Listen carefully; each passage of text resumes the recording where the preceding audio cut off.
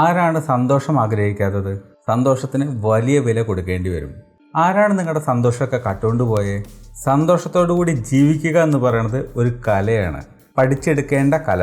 സന്തോഷമായിട്ടിരിക്കാൻ ഇതാ 10 secret practical steps. ഒന്നാമത്തെ practical step എന്ന് പറയുന്നത് മൈക്രോ മെഡിറ്റേഷനാണ്. അതായത് ദിവസവും നിങ്ങൾ ഇതിനു വേണ്ടി കുറച്ച് സമയം മാറ്റി വെക്കണം. എന്ന് വെച്ച് കഴിഞ്ഞാൽ ദിവസവും 1-2 മിനിറ്റ് നേരം നിങ്ങൾ ചെറിയ രീതിയിലുള്ള വളരെ ലൈറ്റായിട്ടുള്ള മെഡിറ്റേഷൻ ചെയ്യുന്നതിന് വേണ്ടിയിട്ട്. മെഡിറ്റേഷൻ എന്ന് പറയുകയാണെങ്കിൽ വലിയൊരു റോക്കറ്റ് സയൻസ് ഒന്നുമില്ല. നിങ്ങൾ നിങ്ങളുടെ തന്നെ ബ്രീത്ത്, ശ്വാസം എടുക്കുന്നതും വിടുന്നതും മാത്രം ചിന്തിച്ചുകൊണ്ടിരിക്കുക. അല്ലെങ്കിൽ എന്തെങ്കിലും ഒരു മ്യൂസിക്കോ, മെഡിറ്റേഷൻ മ്യൂസിക് എന്ന് പറഞ്ഞു കഴിഞ്ഞാൽ നമുക്ക് തന്നെ യൂട്യൂബിൽ നിന്ന് ഇഷ്ടം പോലെ കിട്ടും. അത്തരം ഓഡിയോകൾ കേട്ടുകൊണ്ടിരിക്കാം. എന്തോ ആയിക്കോട്ടെ, ഒരു മരം വെട്ടുന്ന സൗണ്ടാണെങ്കിൽ പോലും അത് മാത്രം ശ്രവിച്ചുകൊണ്ട് നമ്മൾ കേട്ടുകൊണ്ടിരിക്കുന്നു. ഒരു പക്ഷിയുടെ സൗണ്ടാണെങ്കിൽ ആ സൗണ്ട് കേട്ടുകൊണ്ട് നമ്മൾ അതിൽ മാത്രം ശ്രദ്ധിച്ചുകൊണ്ടിരിക്കുന്നു. എന്തെങ്കിലും ഒരു വിഷയത്തിൽ ശ്രദ്ധിച്ചുകൊണ്ടിരിക്കുക, അത്രയേ ഉള്ളൂ. ഇപ്പോൾ ശ്രദ്ധ മാറി എന്ന് കരുതികൊണ്ട് വലിയ കുഴപ്പമൊന്നുമില്ല. ദിവസവും നിങ്ങളിത് പ്രാക്ടീസ് ചെയ്യുന്ന സമയത്ത് നിങ്ങൾക്ക് ഏതെങ്കിലും ഒരു വിഷയത്തിനകത്തേക്ക് കൂടുതൽ ശ്രദ്ധ കേന്ദ്രീകരിക്കാൻ നമുക്ക് പറ്റും. അങ്ങനെ ചെയ്യുന്നത് വഴി, ചെറിയ ഇതുപോലുള്ള മൈക്രോ മെഡിറ്റേഷൻസ് ചെയ്യുന്നത് വഴി നമ്മുടെ ആ സ്ട്രെസ്സ് ലെവല് ഒരുപാട് കുറയ്ക്കാൻ നമ്മളെ കൊണ്ട് പറ്റും. ഒരുപാട് കാമായിട്ട് വളരെ സമാധാനത്തോടു കൂടി ഇരിക്കാൻ നമുക്ക് പറ്റും. അത് നമ്മുടെ ഒരു ഡെയിലി റൂട്ടീനെ ആക്കിയിട്ട് മാറ്റുകയാണെങ്കിൽ പൊളിയാണ്. രണ്ടാമത്തെ പ്രാക്ടിക്കൽ സ്റ്റെപ്പ് എന്ന് പറയുന്നത് 30 ഡേയ്സ് ഹാപ്പിനെസ് ചലഞ്ചാണ്. 30 ദിവസം, അതായത് ഒരു മാസത്തേക്ക് നമുക്ക് ഇഷ്ടപ്പെട്ട എന്തെങ്കിലും ഒരു കാര്യം, അത് എന്ത് ഹോബി ആകാം, ചിലപ്പോൾ നടക്കുന്നതായിരിക്കാം, ചിലപ്പോൾ ഭക്ഷണം പാകം ചെയ്യുന്നതായിരിക്കാം, അല്ലെങ്കിൽ വേറെ എന്തെങ്കിലും എഴുതുന്നതായിരിക്കാം, എന്തോ ആയിക്കോട്ടെ, ആ ചെയ്യുന്ന കാര്യം ഒരു 30 ദിവസത്തേക്ക് നമ്മൾ ഡെയിലി ചെയ്യുക. ഒരു ദിവസം പോലും ഇടവിടാതെ കൃത്യമായിട്ട് നമ്മളത് ഫോളോ ചെയ്യുക. അങ്ങനെ ചെയ്യുന്ന സമയത്ത് അതൊരു ഹാബിറ്റായിട്ട് ബിൽഡ് ചെയ്യും. അത് നിങ്ങൾക്കൊരു ശീലമായിട്ട് മാറും. നിങ്ങൾ ദിവസേന തന്നെ ചെയ്യാണ് ഒരു മാസത്തേക്ക് ചെയ്യുമ്പോൾ ഓട്ടോമാറ്റിക്കലി അത് നിങ്ങൾക്കൊരു ഒരു ഹാപ്പിനെസ് കൊണ്ടുവരും. കാരണം നിങ്ങളൊരു പുതിയ ശീലം തുടർന്നു. നല്ലൊരു കാര്യമായിരിക്കുമല്ലോ നമ്മൾ തുടങ്ങുന്നത്.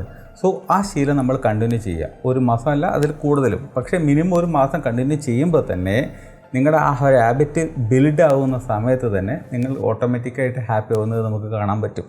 അത് നമ്മുടെ ജീവിതത്തിൻ്റെ ഭാഗമാക്കി മാറ്റുക. അത് എന്തോ ആയിക്കോട്ടെ, ഇപ്പോൾ ജിമ്മിൽ പോകുന്നതായിരിക്കാം, ചില ആൾക്കാർക്ക് ചിത്രം വരയ്ക്കുന്നതായിരിക്കാം, ചില ആൾക്കാർക്ക് പാട്ട് പ്രാക്ടീസ് ചെയ്യുന്നതായിരിക്കാം. എന്തായാലും ശരി, ഒരു ഹാബിറ്റ്, ഒരു നല്ല ഹാബിറ്റ് ഒന്ന് ചെയ്തു നോക്കൂ 30 ദിവസത്തേക്ക്. മൂന്നാമത്തെ പ്രാക്ടിക്കൽ സ്റ്റെപ്പ് എന്ന് പറയുന്നത് മൈൻഡ്ഫുൾ ഈറ്റിംഗ് പ്രാക്ടീസാണ്.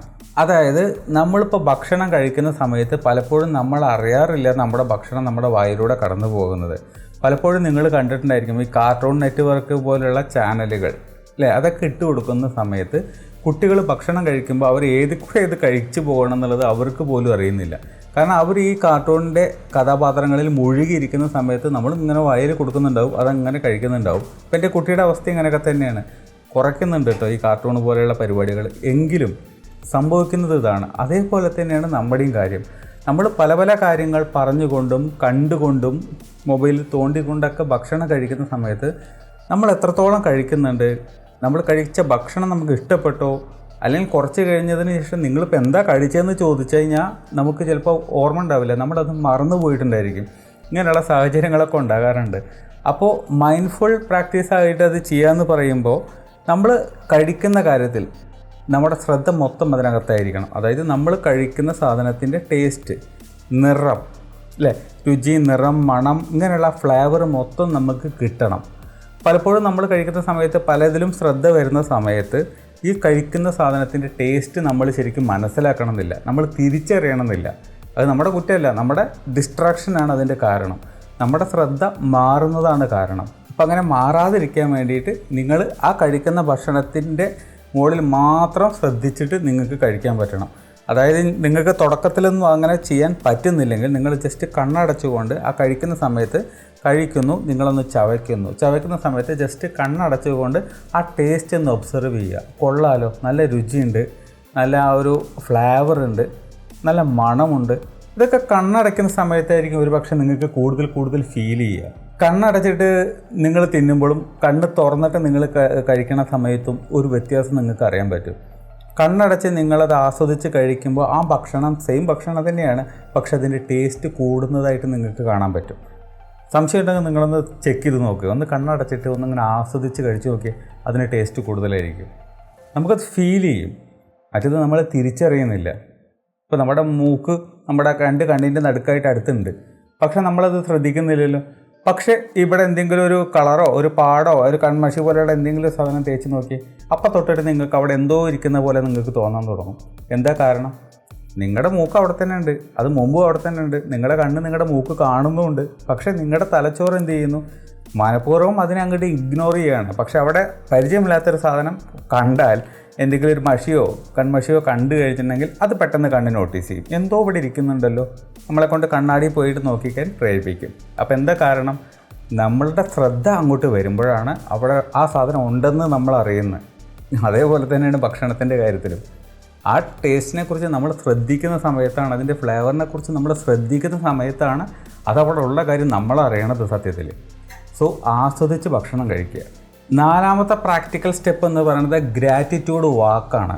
അതായത് നിങ്ങളുടെ ജീവിതത്തിൽ നടക്കുന്ന സമയത്ത്, നടക്കുന്ന പറയുമ്പോൾ നമ്മളിപ്പോൾ മോർണിംഗ് വാക്കാവാം അല്ലെങ്കിൽ എന്തോ ആയിക്കോട്ടെ, അതൊരു നന്ദി ഉള്ളിലുള്ള ആ ഒരു അവസ്ഥയിൽ നടക്കുക എന്ന് പറയും. ഒരു ഉദാഹരണത്തിന് പറയുകയാണെങ്കിൽ, ഇപ്പം നിങ്ങൾക്ക് നടക്കാൻ സാധിക്കുന്നുണ്ട്, ഓരോ സ്റ്റെപ്പ് നിങ്ങൾ മുന്നോട്ട് പോകുന്നുണ്ട്, നിങ്ങൾ ഒരുപാട് കാര്യങ്ങൾ കൊണ്ട് അനുഗ്രഹീതനോ അനുഗ്രഹീതയോ ആയിട്ടുള്ള ഒരാളാണ്. അതായത് നിങ്ങൾക്ക് ഭക്ഷണമുണ്ട്, അത്യാവശ്യം സന്തോഷവും സമാധാനമുണ്ട്, നിങ്ങൾക്ക് നടക്കാൻ പറ്റുന്നുണ്ട്, കാല് മുന്നോട്ട് വെച്ച് നടക്കാൻ പറ്റുന്നുണ്ട്, അത്യാവശ്യം വേണ്ടപ്പെട്ട കാര്യങ്ങളൊക്കെ നിങ്ങൾക്ക് ഉണ്ട്.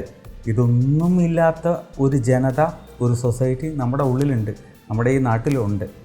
അവരുടെ മുമ്പിലാണ് നിങ്ങൾക്ക് ഇതൊക്കെ ചെയ്യാൻ പറ്റുന്നത്. അപ്പോൾ നിങ്ങൾ അത്യാവശ്യം എന്താ പറയുക, പ്രകൃതിയോടൊരു നന്ദി പറയേണ്ട ഒരു അവസ്ഥയുണ്ട്. കാരണം അത്രയും സൗഭാഗ്യങ്ങളുടെ നടുവ് തന്നെയാണ് നിങ്ങൾ ജീവിക്കുന്നത്. എന്നാലും നിങ്ങൾ പറയും നിങ്ങൾക്കൊന്നുമില്ല, അത് വിട്ടേക്ക്. അപ്പോൾ നിങ്ങൾക്ക് നന്ദി സൂചിപ്പിക്കാൻ അല്ലെങ്കിൽ നന്ദി ഉള്ളിൽ കൊണ്ട് നടക്കാൻ ഒരു സാധ്യത അല്ലെങ്കിൽ ഒരു അവസരം ഉള്ളൊരു വ്യക്തി തന്നെയാണ് നിങ്ങൾ. അതിന് യോഗ്യതയുള്ള ഒരാൾ തന്നെയാണ് നിങ്ങൾ.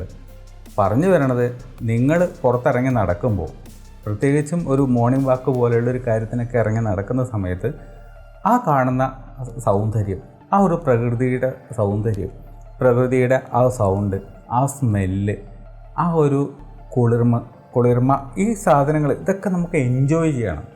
ഇതൊക്കെ എൻജോയ് ചെയ്തുകൊണ്ട് നടക്കുക, ആസ്വദിച്ചുകൊണ്ട് നടക്കുക. അല്ലാതെ ചെവിയിൽ എന്തെങ്കിലും ഒരു പാട്ടും കുത്തിക്കയറിക്കൊണ്ട് ആരെ തല്ലിക്കൊല്ലാൻ പോണ പോലെയുള്ള ആ ഒരു പോക്കിൽ നടക്കുകയല്ല. അത് ആസ്വദിച്ചുകൊണ്ട് നടക്കുക, എൻജോയ് ചെയ്തുകൊണ്ട് നടക്കുക. ഇങ്ങനെ ചെയ്യുന്ന സമയത്ത് നിങ്ങളുടെ ശരീരവും മനസ്സും ഒരേപോലെ നിറയും. നിങ്ങൾ അങ്ങനെ ചിന്തിച്ച് നോക്കണം. നിങ്ങളിപ്പോൾ സിറ്റിക്ക് നടുവിലൊക്കെ ഈ ബഹളത്തിൻ്റെ നടുക്കാണ് ജീവിക്കണം വെച്ചാൽ ഈ പറഞ്ഞ കാര്യം കുറച്ച് കഷ്ടപ്പാടിലായിരിക്കും. അതല്ല, നിങ്ങളൊരു ഗ്രാമപ്രദേശത്തൊക്കെ ജീവിക്കുന്ന ഒരു വ്യക്തിയാണെങ്കിൽ ഈ പറഞ്ഞ കാര്യം നിങ്ങൾക്ക് പയറ്റി നോക്കാവുന്നതാണ്. അതിന് നല്ല റിസൾട്ടും ഉണ്ടാവും. ഇത് ശാരീരികവും മാനസികവുമായിട്ടുള്ള നിങ്ങളുടെ ആ ഒരു വെൽബീയിങ്ങിന്, നല്ലൊരു ക്ഷേമത്തിന് വളരെയധികം ഉപകാരപ്പെടുന്നൊരു സാധനമാണ്. ഒന്ന് ചെയ്തു നോക്കൂ. 5ാമത്തെ പ്രാക്ടിക്കൽ സ്റ്റെപ്പ് എന്ന് പറയുന്നത് ഡിജിറ്റൽ ഡീടോക്സ് ഡേയ്സുകളാണ്. അതായത് പരിപൂർണമായിട്ടും നമ്മൾ എല്ലാ സ്ക്രീനിൽ നിന്നും ഒഴിഞ്ഞു മാറിക്കൊണ്ടുള്ളൊരു ദിവസം. മൊബൈലാവട്ടെ, ലാപ്ടോപ്പ് ആവട്ടെ, കമ്പ്യൂട്ടർ ആവട്ടെ, എന്തോ TV അടക്കം നമ്മൾ കംപ്ലീറ്റ് ആയിട്ട് ഒഴിവാക്കുക. ഡിജിറ്റൽ സ്ക്രീനുകൾ നമ്മൾ മൊത്തമായിട്ടും ഒഴിവാക്കിക്കൊണ്ട് ഒരു ദിവസം, അങ്ങനെ ഒരു ദിവസം ഉണ്ടാകുന്ന സമയത്ത് ഒരുപാട് കാര്യങ്ങൾ നടക്കും. കാരണം നമ്മൾ വേറെ എന്തെങ്കിലും ഒരു കാര്യത്തിൽ എൻഗേജ്ഡ് ആകാതിരിക്കുന്ന സമയത്ത് നമ്മൾ നമ്മളിലേക്ക് തന്നെ തിരിയും. നമ്മളെ തന്നെ എക്സ്പ്ലോർ ചെയ്യും. നമുക്ക് നമ്മളെ തന്നെ ഒന്ന് കണക്ട് ചെയ്യാൻ പറ്റും. നമ്മുടെ ആവശ്യങ്ങളും കാര്യങ്ങളെക്കുറിച്ചിട്ടൊക്കെ നമുക്ക് ചിന്തിക്കാനൊരു അവസരം കിട്ടും. കാരണം ഒന്നും ചെയ്യാനില്ല, തോണ്ടിക്കൊണ്ടിരിക്കാനുള്ള ഒരു സംഭവം വേണ്ട. അന്നത്തെ ദിവസം, ആഴ്ചയിൽ ഒരു ദിവസം, അങ്ങനെ നമ്മൾ തീരുമാനിച്ചു. പിന്നെ നമ്മൾ ഇനി എന്ത് ചെയ്യും? ആ സമയത്ത് നിങ്ങൾ നിങ്ങളെ മനസ്സിലാക്കും, നിങ്ങളുടെ ചുറ്റുമുള്ള ആൾക്കാരെ നിങ്ങൾ മനസ്സിലാക്കും. അത് നിങ്ങളുടെ സ്ട്രെസ് ലെവൽ കുറയ്ക്കും, നിങ്ങളുടെ ആ ഒരു പ്രഷർ കുറയ്ക്കും, നിങ്ങളുടെ സന്തോഷം കൂട്ടും, സമാധാനം കൂട്ടും, നിങ്ങൾക്ക് ഉറക്കം വർദ്ധിക്കും, നിങ്ങളുടെ ഉറക്കം ഇമ്പ്രൂവ് ആവും. അങ്ങനെ നിങ്ങൾക്ക് നിങ്ങളും നിങ്ങളുടെ ചുറ്റുമുള്ള നാട്ടുകാരുമായിട്ടൊക്കെ ഒരു ബന്ധം ഉണ്ടാകും.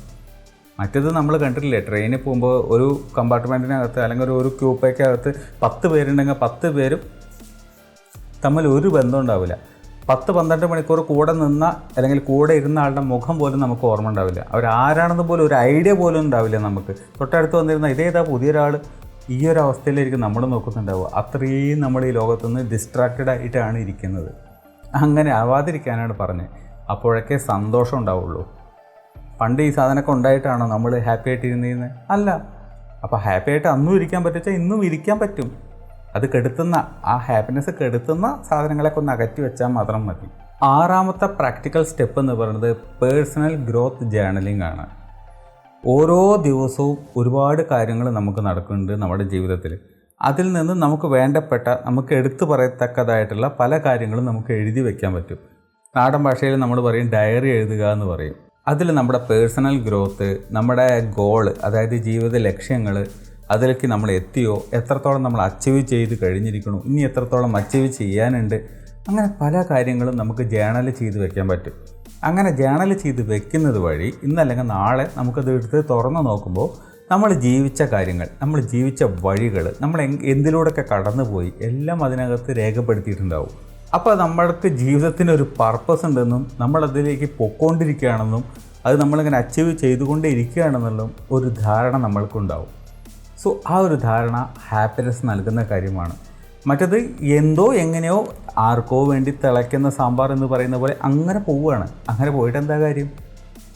ഒരു പർപ്പസ് ഉണ്ടാകണം, ഒരു ലക്ഷ്യം ഉണ്ടായിരിക്കണം, ആ ലക്ഷ്യത്തേക്ക് നമ്മൾ പോകുന്നുണ്ട് എന്നുള്ളത് നമ്മൾ അറിയണമെങ്കിൽ എഴുതി വെക്കണം. ഭാവിയിൽ നമ്മൾ എടുത്തു നോക്കുമ്പോൾ നമ്മൾ അച്ചീവ് ചെയ്ത, നമ്മൾ പിന്നിട്ട വഴികളൊക്കെ നമുക്ക് കാണാൻ പറ്റും. സോ നമ്മൾ ചെയ്ത അത്രയും കാര്യങ്ങൾ പൊളിയാണല്ലോ, തിരുത്തണമെങ്കിൽ തിരുത്തും നമുക്കവിടെ നടത്താൻ പറ്റും. ഇതൊക്കെ നമുക്ക് ഡോക്യുമെൻറ്റഡ് ആകുമ്പോഴേ നടക്കുള്ളൂ. ഇതൊരു ചെറിയ കാലത്തേക്കുള്ളതല്ല, ലോങ് ടൈമിലേക്കുള്ള ഒരു ഹാപ്പിനെസ് നിങ്ങൾക്ക് ബിൽഡ് ചെയ്ത് തരും.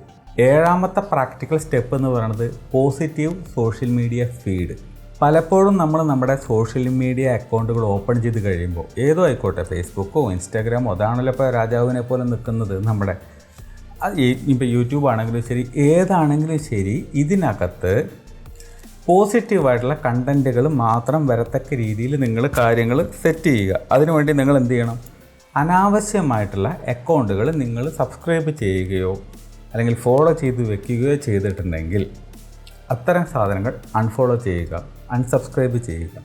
നിങ്ങൾക്ക് ഗുണകരമല്ലാത്ത, നിങ്ങളുടെ ശ്രദ്ധ കളയുന്ന, നിങ്ങളെ ഡിസ്ട്രാക്റ്റ് ചെയ്യുന്ന, നെഗറ്റീവ് ന്യൂസുകൾ മാത്രം കിട്ടുന്ന, റൂമേഴ്സ് മാത്രം പരത്തുന്ന, നിങ്ങളെ ഡീമോട്ടിവേറ്റ് ചെയ്യുന്ന കണ്ടൻറ്റുകൾ, വെറും ടൈം പാസ്സായിട്ടുള്ള കണ്ടൻറ്റുകൾ, ഒരു ഗുണമില്ലാത്തത്, അങ്ങനെയുള്ള സാധനങ്ങളൊക്കെ ഉണ്ടെങ്കിൽ, ഒരു ഗുണമില്ലെങ്കിൽ അത് ഒഴിവാക്കുക. നിങ്ങളുടെ ഫീഡിൽ നിന്ന് ഒഴിവാക്കുക. അൺസബ്സ്ക്രൈബോ അതേപോലെ തന്നെ നമ്മൾ അൺഫോളോ ചെയ്യുന്ന സമയത്ത് ഈ പറയുന്ന അക്കൗണ്ടുകളിൽ നിന്ന് ഒരു ശല്യം പിന്നെ നിങ്ങൾക്ക് ഭാവിയിലുണ്ടാവില്ല. അതുകൊണ്ട് എന്തുണ്ടാവും? നിങ്ങൾക്ക് സന്തോഷവും സമാധാനവും ഉണ്ടാവും. ജീവിതത്തെക്കുറിച്ചുള്ള നിങ്ങളുടെ ഒരു കാഴ്ചപ്പാട് തന്നെ നമുക്ക് മാറും. പലപ്പോഴും നമ്മൾ ചില വാർത്തകൾ, ന്യൂസ് പേപ്പറൊക്കെ എടുത്തു കഴിഞ്ഞിട്ടുണ്ടെങ്കിൽ നെഗറ്റീവ് ന്യൂസുകൾ കാണാം, തലക്കെട്ടായിട്ട് വലുതായിട്ട് കൊടുത്തിട്ടുണ്ടാവും. അത് വായിക്കുന്ന സമയത്ത് തന്നെ നമുക്ക് ആകെ മൊത്തം അന്നത്തെ ദിവസം ഒരു പിരിമുറുപ്പായിരിക്കും. കാരണം അങ്ങനെയൊക്കെ ആയിരിക്കും. അതായത് ഒരു ഡൽഹിയിൽ 20 വയസ്സുള്ള കുട്ടീനെ ഒരു 50 പേര് കൂടിയിട്ട് പീഡിപ്പിച്ചു കൊന്നു. ഇമാതിരി ഒരു ന്യൂസ് നമ്മൾ വായിക്കുമ്പോൾ നമുക്ക് അന്ന് പിന്നെ ഉറങ്ങാൻ പറ്റുമോ? കാരണം നമ്മുടെ വീട്ടിൽ അമ്മമാർ, പെങ്ങന്മാർ, നമ്മുടെ മകൾ ചിലപ്പോൾ 10-20 വയസ്സൊക്കെ പ്രായം എത്തിയിരിക്കുന്ന അവസ്ഥയായിരിക്കും. നമുക്ക് പിന്നെ അന്ന് ഉറക്കം വരുമോ? നമുക്ക് സമാധാനം കിട്ടുമോ? അന്നൊരു ശ്വാസം മുട്ടലായിരിക്കില്ല അന്നത്തെ ദിവസം മൊത്തം. ഞാൻ പറയണത് അതൊരു മോശം കാര്യമായിട്ട് പറയല്ല, പക്ഷേ നെഗറ്റീവായിട്ടുള്ള ഇത്തരം കാര്യങ്ങൾ നമ്മുടെ തലയിലോട്ട് ഒരുപാട് കയറുമ്പോൾ, ഒരു എക്സാമ്പിൾ പറഞ്ഞതേ ഉള്ളൂ. ഇത് ഇനിയിപ്പോൾ നെഗറ്റീവായിട്ടൊന്നും എടുക്കണ്ട, പക്ഷേ ഇതിനേക്കാൾ വൃത്തികെട്ട പല സാധനങ്ങളും ഉണ്ടാവും ന്യൂസുകൾ. ഇത് നമുക്ക് പിന്നെ നെഗറ്റീവാണെങ്കിലും നമുക്ക് അറിഞ്ഞിരിക്കേണ്ടതാണ്, നമ്മൾ മനസ്സിലാക്കിയിരിക്കേണ്ടതാണെന്നെങ്കിലും പറയാം. പക്ഷേ തീരെ ഇപ്പോൾ ഫിലിം ഫീൽഡിൽ ഇപ്പോൾ നടന്നുകൊണ്ടിരിക്കുന്ന പീഡനങ്ങളുടെ കഥ, എന്തപ്പോൾ അതൊക്കെ കഥ? ഏതോ കാലത്ത് നടന്ന കഥകളൊക്കെ ഇപ്പോൾ വലിച്ച് പുറത്തോട്ട് ഇട്ടുകൊണ്ടിരിക്കുകയാണ്. ഇതൊക്കെ നമ്മൾ തലയിൽ കയറ്റി വെച്ചിട്ട് വല്ല കാര്യമുണ്ടോ? ജസ്റ്റ് അറിഞ്ഞിരിക്കുക, അവിടെ കുറേ കുഴപ്പങ്ങൾ നടക്കുന്നുണ്ട്, കുറേ പ്രധാനപ്പെട്ട ആൾക്കാർ കുടുങ്ങാനുള്ള വകുപ്പുണ്ട്, ചിലപ്പോൾ അവർ രക്ഷപ്പെട്ടു പോയെന്ന് വരും, അത്രയേ ഉള്ളൂ. അതിനപ്പുറത്തോട്ട് ഇതിൻ്റെ മുകളിലേക്ക് തന്നെ നമ്മൾ കണ്ണ് നട്ടിരുന്ന് കഴിഞ്ഞിട്ടുണ്ടെങ്കിൽ ഡൽഹിയിലത്തെ വാർത്ത പോലെയല്ല ഇതൊക്കെ പറ്റ നെഗറ്റീവ് സാധനങ്ങളാണ്. ഒഴിവാക്കുക, അൺസബ്സ്ക്രൈബ് ചെയ്യുക. ഇതൊക്കെ പ്രചരിപ്പിക്കുന്ന ചാനൽസിനെ ഞാൻ കുറ്റം പറയുകയല്ല, നെഗറ്റീവായിട്ടുള്ള, ഇനി അങ്ങനെ കൂട്ടിക്കോ, നെഗറ്റീവായിട്ടുള്ള നിങ്ങൾക്ക് ഉപകാരമില്ലാത്ത സാധനങ്ങൾ പ്രചരിപ്പിക്കുന്ന ചാനൽസ് ഉണ്ടെങ്കിൽ അൺസബ്സ്ക്രൈബ് ചെയ്ത് വെക്കുക. അത്രയും സമാധാനം കിട്ടും, നിങ്ങളുടെ ഹാപ്പിനെസ്സും അതേപോലെ ഉണ്ടാവും. ജീവിതത്തിൻ്റെ നിലവാരം തന്നെ കൂടും. 8ാമത്തെ പ്രാക്ടിക്കൽ സ്റ്റെപ്പ് എന്ന് പറയുന്നത് സർപ്രൈസ് ആക്ട് ഓഫ് കൈൻഡ്നെസ്. അതായത് ഓരോ ദിവസവും നമുക്ക് അറിഞ്ഞോ അറിയാതെയോ അല്ലെങ്കിൽ നമ്മൾ മനഃപൂർവ്വം പ്ലാൻ ചെയ്യാതെ ഒന്നും അല്ലാതെ നമുക്ക് ആരെങ്കിലുമൊക്കെ ഒന്ന് സഹായിക്കാൻ പറ്റും, അവരെ സന്തോഷിപ്പിക്കാൻ പറ്റും. ഇപ്പോൾ നമ്മൾ ഹോട്ടലിലിരുന്ന് ഭക്ഷണം കഴിക്കുന്നു, വലിയ സാമ്പത്തികമായിട്ട് ഒരു അവസ്ഥയിലില്ലാത്ത ഒരാൾ വരുന്നു, ഭക്ഷണം കഴിക്കുന്നു, അല്ലെങ്കിൽ ചായ കുടിക്കുന്നു, എണീറ്റ് പോകാൻ നിൽക്കുന്നു. ആ മനുഷ്യൻ്റെ ചായ പൈസ നിങ്ങൾ കൊടുക്കുന്നത് അയാൾക്ക് വലിയൊരു സന്തോഷമായിരിക്കും. എല്ലാവരുടെയും കാര്യമല്ല പറയുന്നത്, പലർക്കും അതൊരു സന്തോഷമായിരിക്കും. കാരണം ആ പൈസ കൊടുക്കണ്ടല്ലോ, നമ്മളടുത്ത് വന്നിരുന്ന ഒരു വ്യക്തിയാണ്, ഞാൻ കൊടുക്കാം എന്ന് പറഞ്ഞതിന് ശേഷം നിങ്ങൾ കൊടുക്കുമ്പോൾ അയാൾ വേണ്ടെന്ന് പറയില്ല. കാരണം എന്താ, വേണ്ടാന്ന് പറഞ്ഞാലും ശരി, ചിലപ്പോൾ സമ്മതിച്ചെന്ന് വരും. സോ അങ്ങനെ ചെറിയ ചെറിയ കാര്യങ്ങൾ, ഇപ്പോൾ പ്രായമുള്ള ഒരു അമ്മ റോഡിലൂടെ നടന്നു പോകുന്നു, റോഡ് ക്രോസ് ചെയ്യാൻ ബുദ്ധിമുട്ടുന്നു, അവരെ ഒന്ന് കൈ പിടിച്ച് അപ്പുറത്തേക്ക് ആക്കി കൊടുക്കുന്നു. പറയുന്നത് ഏകദേശം നിങ്ങൾക്ക് പിടിയിട്ടുണ്ടോ? വലിയ സാമ്പത്തിക ചെലവുള്ള സഹായങ്ങളുടെ കാര്യമല്ല പറയണത്. നിങ്ങളെക്കൊണ്ട് പറ്റുന്ന, നിങ്ങളെക്കൊണ്ട് കഴിയുന്ന കാര്യങ്ങൾ അത് നിങ്ങൾ ചെയ്യുന്നത് വഴി നിങ്ങൾക്ക് ഒരുപാട് ഹാപ്പിനെസ് കിട്ടും. നിങ്ങളത് ഒന്ന് ചെയ്തു നോക്ക്. അതായത് മറ്റുള്ളവർക്കൊരു സഹായം ചെയ്തിട്ട് ആ സഹായം കിട്ടിയ വ്യക്തി നിങ്ങളെ പ്രശംസിക്കുകയും അല്ലെങ്കിൽ നിങ്ങളെ ആശീർവദിക്കുകയും ചെയ്യുന്ന ഒരവസ്ഥയുണ്ട്. ദൈവം നിങ്ങൾക്ക് ഒരുപാട് കാലം ജീവിക്കാൻ പറ്റട്ടെ, ദൈവം നിങ്ങൾക്ക് നല്ലത് വരുത്തട്ടെ എന്നൊക്കെ പറയുന്ന ഒരവസ്ഥ ഉണ്ട്. അവർക്ക് ചെയ്ത സഹായത്തിന് അവർ പ്രതിഫലമായിട്ട് പറയുന്ന ഡയലോഗായിരിക്കും. കാരണം അവർക്ക് തിരിച്ചു തരാൻ വേറെ ഒന്നുമില്ല. ഒന്ന് ആസ്വദിച്ച് നോക്കി, അല്ലെങ്കിൽ ഒന്ന് ആലോചിച്ച് നോക്കി, നിങ്ങൾക്ക് രാത്രി ഉറങ്ങുമ്പോൾ നല്ല ഉറക്കം കിട്ടും. മറ്റുള്ളവരെ സഹായിക്കുമ്പോൾ കിട്ടുന്നൊരു ബെനിഫിറ്റാണത്. ഒന്ന് ചെയ്തു നോക്ക്, സന്തോഷം താനെ വരും. മറ്റുള്ളവരെ സഹായിക്കുമ്പോഴാണ് സത്യത്തിൽ നമുക്ക്, അത് അർഹതപ്പെട്ടവരെ സഹായിക്കുമ്പോഴാണ് സത്യം പറഞ്ഞാൽ സന്തോഷവും സമാധാനവും നമുക്ക് കൂടുതൽ കിട്ടുക. അത് ചെയ്ത് കഴിയുമ്പോഴേ അറിയുള്ളൂ. 9ാമത്തെ പ്രാക്ടിക്കൽ സ്റ്റെപ്പ് എന്ന് പറയുന്നത് ഡെയിലി ക്രിയേറ്റീവ് ബേസ്റ്റാണ്. ഡെയിലി നിങ്ങളൊരു 5-10 മിനിറ്റ് നേരം നിങ്ങൾ ഡെയിലി സ്പെൻഡ് ചെയ്യുക. എന്തിനു വേണ്ടിയിട്ടാണ്? നിങ്ങളുടെ ക്രിയേറ്റീവായിട്ടുള്ള കാര്യങ്ങൾ ചെയ്യുന്നതിന് വേണ്ടി. നിങ്ങളിപ്പോൾ ചിത്രം വരയ്ക്കുന്ന ആളാണെങ്കിൽ ചിത്രം വരയ്ക്കാം, പാട്ട് പാടുന്ന ഒരാളാണെങ്കിൽ പാട്ട് പാടാം, അതല്ല ക്രാഫ്റ്റൊക്കെ ചെയ്യുന്ന ആൾക്കാരാണെങ്കിൽ ആ പരിപാടി ചെയ്യാം. അപ്പോൾ എന്താണോ നിങ്ങൾക്ക് ഹാപ്പിനെസ് കിട്ടുന്ന നിങ്ങളുടെ ആ ഒരു പാഷൻ, നിങ്ങളുടെ ആ ഒരു ഹോബി, അതിലേക്ക് നിങ്ങൾ മൂവ് ചെയ്യുക. ആ കാര്യങ്ങൾ നിങ്ങൾ ഡെയിലി ഒരു 8-10 മിനിറ്റെങ്കിലും മിനിമം ചെയ്യുക. പല ആൾക്കാർക്കും ഇങ്ങനെ ക്രിയേറ്റീവായിട്ടുള്ളൊരു കാര്യങ്ങൾ ചെയ്യുന്ന സമയത്തായിരിക്കും ഹാപ്പിനെസ് കൂടുതൽ കിട്ടുക. അല്ലാതെ യാന്ത്രികമായിട്ട് ഡെയിലി ചെയ്യുന്ന അതേ കാര്യങ്ങൾ തന്നെ നമ്മൾ റിപ്പീറ്റ് ചെയ്ത് ചെയ്യുമ്പോൾ എല്ലാവർക്കും സന്തോഷം കിട്ടണമെന്നില്ല. ഇപ്പോൾ പല്ല് തേക്കുന്നു, നേരത്തെ പറഞ്ഞു അല്ലേ, നമ്മൾ സ്ഥിരം ചെയ്യുന്ന കാര്യമാണ്, അത് ആസ്വദിച്ച് ചെയ്യുകയാണെങ്കിൽ സന്തോഷം കിട്ടുന്ന കാര്യമാണ്. ഭക്ഷണത്തിൻ്റെ കാര്യം പറഞ്ഞ പോലെ. പക്ഷേ എല്ലാ ദിവസവും നമുക്കത് ആസ്വദിച്ച് ചെയ്യാൻ പറ്റണമെന്നില്ല. അത്തരം സാഹചര്യങ്ങൾ എന്ത് ചെയ്യാം, ഇതുപോലുള്ളൊരു ഹോബി നിങ്ങൾ ഡെവലപ്പ് ചെയ്യുക. അതായത് ഒരു 10 മിനിറ്റ് നേരത്തേക്ക് നിങ്ങൾക്ക് ഇഷ്ടപ്പെട്ട ആ ഒരു ക്രിയേറ്റീവായിട്ടുള്ള കാര്യം ചെയ്യുന്നത് വഴി നിങ്ങൾ ഹാപ്പി ആവുന്നത് കാണാൻ പറ്റും. അത് നിങ്ങളുടെ ആ ഒരു ഓവറോൾ ഹാപ്പിനെസ് ലെവൽ തന്നെ വർദ്ധിപ്പിക്കും. 10ാമത്തെ പ്രാക്ടിക്കൽ സ്റ്റെപ്പ് എന്ന് പറയുന്നത് കൾട്ടിവേറ്റ് എ ഹോബി ഗാർഡൻ. ആ ഹോബി ഗാർഡൻ എന്ന് പറയുമ്പോൾ തന്നെ നിങ്ങളതിന്ന് ഒരു കാര്യം മനസ്സിലാക്കണം. നമ്മൾ ചെടികളൊക്കെ വളർത്താറുണ്ട്. വ്യാവസായികമായിട്ട് നമ്മളത് വളർത്തുമ്പോൾ നമുക്കത് അറിയാൻ പറ്റും, എന്ത് പണത്തിന് വേണ്ടിയിട്ടാണ്. അതല്ലാതെ തന്നെ നിങ്ങൾ സന്തോഷത്തിന് വേണ്ടി വളർത്തുന്ന ഒരുപാട് പേരുണ്ട്. ഇപ്പം നമ്മളെ വീടിന് ഭംഗി ഉണ്ടാകണം എന്ന് കരുതി മാത്രം ചെടി വയ്ക്കാതെ ആ ചെടികളെ ഇങ്ങനെ പരിപാലിച്ചുകൊണ്ട് വെള്ളമൊക്കെ ഒഴിച്ചു കൊടുത്തുകൊണ്ട് അങ്ങനെ വളർത്തി വലുതാക്കുന്ന, കുട്ടികളെ വളർത്തി വലുതാക്കുന്ന പോലെ വളർത്തി വലുതാക്കുന്ന പല ആൾക്കാരുണ്ട്. അവരുടെ മനസ്സിൽ അത് ചെയ്യുന്നത് അവർക്കൊരു സന്തോഷമാണ്. കാരണം നമ്മൾ ചെറിയ ചെടി വയ്ക്കുന്നു, അതിന് വെള്ളം ഒഴിക്കുന്നു, വളം ഇടുന്നു, അങ്ങനെ പതുക്കെ അത് വളരുന്നു. എന്ത് ചെടിയാവാം, പൂക്കളാവാം, നമ്മളെ കൃഷിയായിരിക്കാം, ഇപ്പോൾ തക്കാളി വയ്ക്കുന്ന പോലെ എന്തോ ആയിക്കോട്ടെ, അത് വളർന്ന് വലുതാകുമ്പോൾ കിട്ടുന്നൊരു സന്തോഷം അത് വേറെയാണ്. കാരണം ചെറുതായിട്ട് നമ്മൾ വെക്കുമ്പോൾ അത് വിത്തോ മറ്റോ ആയിരുന്നുള്ളൂ. അതുപോലെ ഒരു 6-7 മാസം അല്ലെങ്കിൽ 1 വർഷം കഴിയുമ്പോഴേക്കും അതിൻ്റെ ആ ഗ്രോത്ത് നമുക്കങ്ങനെ കാണാൻ പറ്റുന്നുണ്ട്. അത് നമ്മളെ ഒരുപാട് സന്തോഷിപ്പിക്കും. നമ്മൾ ചെയ്ത ഒരു സാധനമാണ് ആ വളർന്ന് വലുതാകുന്നത്. ജീവിതത്തിൽ നമുക്കത് ഒരുപാട് മോട്ടിവേഷൻ നൽകും. കാരണം ചെറിയൊരു കാര്യം ചെയ്താലേ, അല്ലെങ്കിൽ എന്തെങ്കിലും ഒന്നിലേക്ക് ഇറങ്ങി തിരിച്ചെങ്കിലേ നാളെ അത് വളർന്ന് വലുതാവൂ എന്നൊരു ചിന്ത നമുക്ക് അതിൽ നിന്നുണ്ടാവും.